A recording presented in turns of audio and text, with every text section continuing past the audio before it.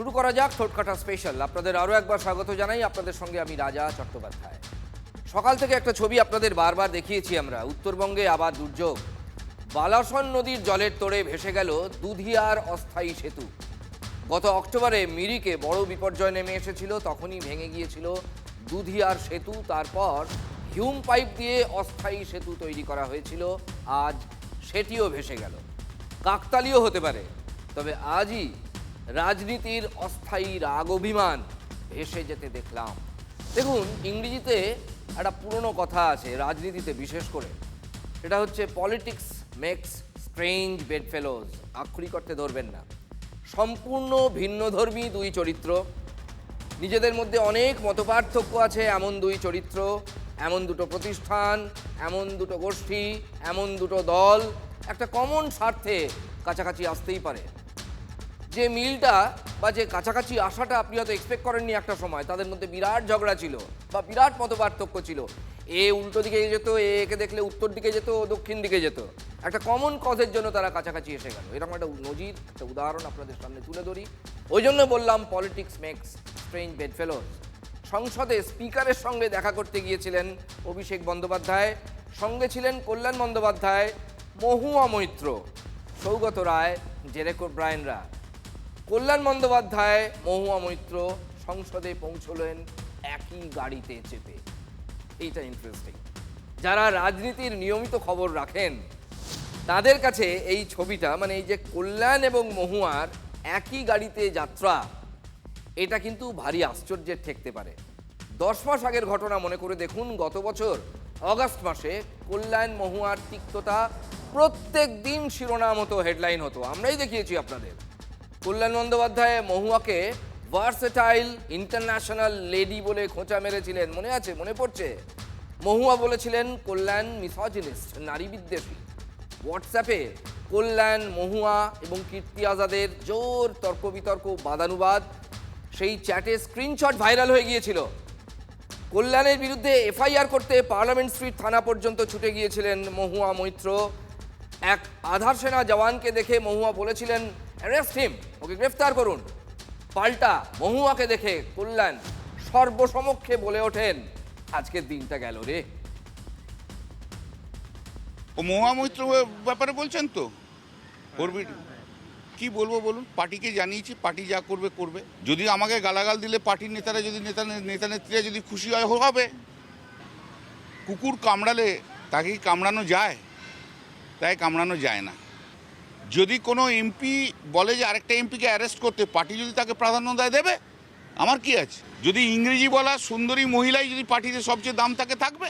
গালাগাল দিচ্ছে যে তার কালচারটা কোথায়, তুমি তো বুঝতেই পারছো। সংস্কৃতি নেই। ভালো ভালো শাড়ি পরলেই তার বিশাল বড় কিছু হয়ে যায় না। আর তার লাইফস্টাইল বলতে গেলে এখন আমাকে অনেক কিছু বলতে হবে। সময় আসুক বলবো।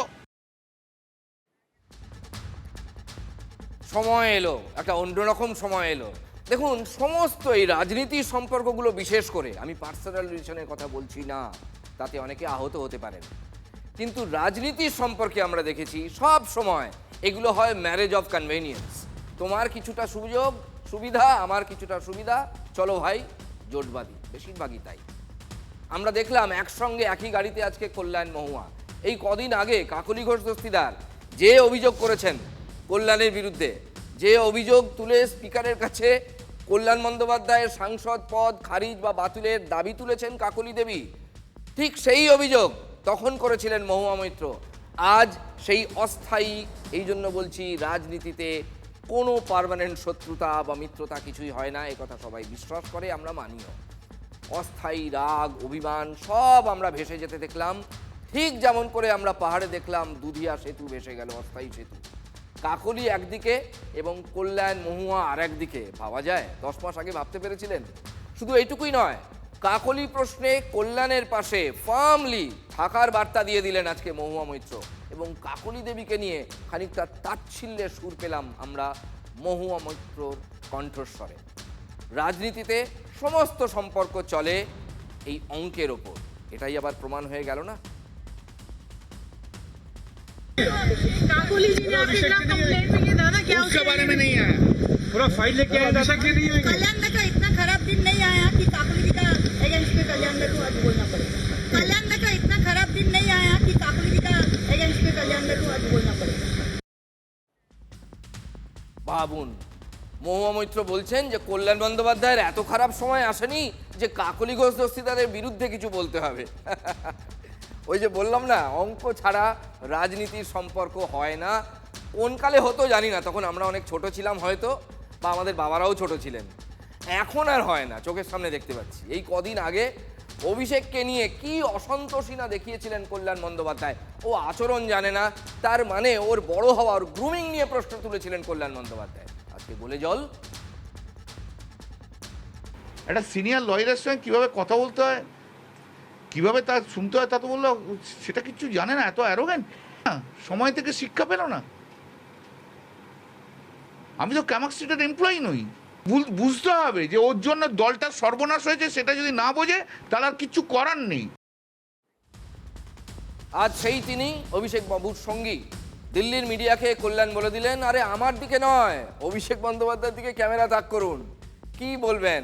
সমস্ত সম্পর্কই চলে অঙ্কের ভিত্তিতে।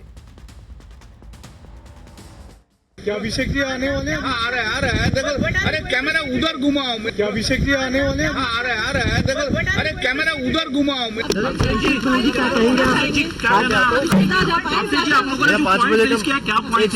5 बजे का मीटिंग है। দিল্লিতে গিয়ে অভিষেক বন্দ্যোপাধ্যায় কি বললেন, কি করলেন? স্পিকারের কাছে, মানে স্পিকার ওম বিড়লার কাছে গিয়ে কাকলিদের সাংসদ পদ বাতিলের দাবি তুললেন। আর একটা মারাত্মক অভিযোগ তুলেছেন সাংসদ অভিষেক বন্দ্যোপাধ্যায়।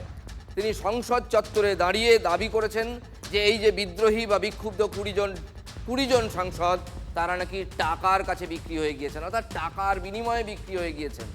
অভিষেকের কাছে নাকি এর প্রমাণ আছে। किसी को ईडी से बचना है, किसी को सीबीआई से बचना है, किसी को पैसा मिल रहा है, किसी को धमकाया जा रहा है। और जब मैं कह रहा हूं पैसा मिल रहा है, धमकाया जा रहा है, आई हैव कॉन्क्रीट प्रूफ। नहीं तो कोई भी सांसद अगर मेरा बात को उनको ऑफेंसिव लगे, they should file a case against me. I will prove it before the court of law what I have.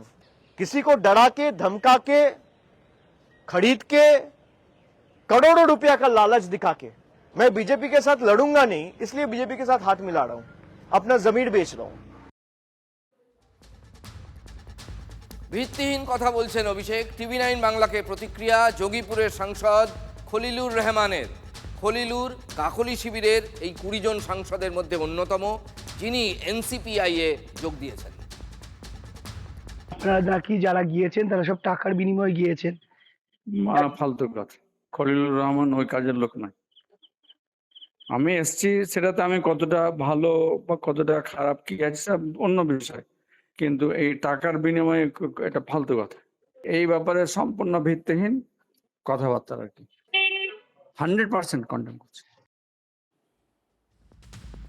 কাল শনিবার 20 জুন হুগলির তারকেশ্বর থেকে পশ্চিমবঙ্গ দিবসের উদযাপন করবেন প্রধানমন্ত্রী নরেন্দ্র মোদী। উদযাপনের চূড়ান্ত প্রস্তুতির মধ্যেই রামেন্দু সিংহ রায়কে গ্রেফতার করার খবর এলো আমাদের কাছে। এই রামেন্দু সিংহ রায় তারকেশ্বরের প্রাক্তন বিধায়ক, তারকেশ্বরের প্রভাবশালী তৃণমূল নেতা।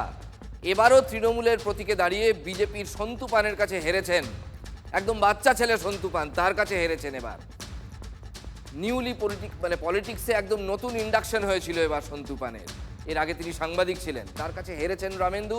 তারপর তৃণমূলের প্রাক্তন বিধায়ক রামেন্দুকে পালাতে হলো কেন এলাকা ছেড়ে? শুভেন্দু অধিকারীর পুলিশ কর্ণাটকে গিয়ে গ্রেফতার করেছে রামেন্দুকে। আমরা দুর্নীতিগ্রস্ত লোকেদের কাউকে নেপাল বর্ডার থেকে, আজকেও একজন দুর্নীতিগ্রস্ত প্রাক্তন এমএলএ গ্রেপ্তার হয়েছেন, পুলিশই গ্রেপ্তার করেছে, এসটিএফ গ্রেপ্তার করেছে, হুগলি রুরাল জেলার পুলিশ গ্রেপ্তার করে নিয়ে এসছে আপনার কর্ণাটক থেকে, বেলগাঁও থেকে। হ্যাঁ, এর আগে নেপাল সীমান্ত থেকে অভিষেকের ডান হাত ফলতার জাহাঙ্গীর খানকে পাকড়াও করে নিয়ে এসেছিল পুলিশ।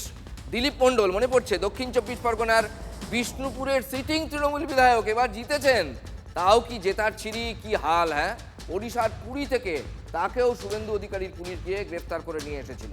বদলের বাংলায় তৃণমূলের প্রাক্তন বা বর্তমান বিধায়ক, কাউন্সিলরদের অনেককে পালিয়ে বেড়াতে হচ্ছে। ভাই কেন?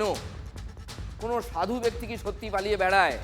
তার এগেনস্টে কোনো ক্রাইম প্রমাণ করা যায়, সে যদি কিছু না করে থাকে? শুধুই প্রতিহিংসা, শুধুই রাজনৈতিক প্রতিহিংসার ভয়ে পালিয়ে বেড়াচ্ছেন তারা। পুষ্পা জাহাঙ্গীরের কীর্তিকলাপ আপনারা সবাই জানেন, নতুন করে আমি আর লেবু কচলাতে চাইছি না। আজকে আমরাই দেখিয়েছি আপনাদের দিলীপ মণ্ডলের প্রাসাদোপম বাড়ি, কৈলানের এই বাড়িটা কোনো বিলাসবহুল রিসর্ট বা প্রাসাদের চেয়ে কম যেতে পারে না।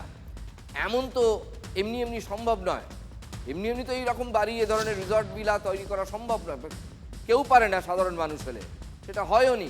এই যে তারকেশ্বরের রামেন্দু সিংহ রায়, তৃণমূলের এই প্রাক্তন বিধায়কের বিরুদ্ধে সরকারি ত্রাণ চুরি, তোলাবাজি সহ নানা অভিযোগ সামনে এসেছে।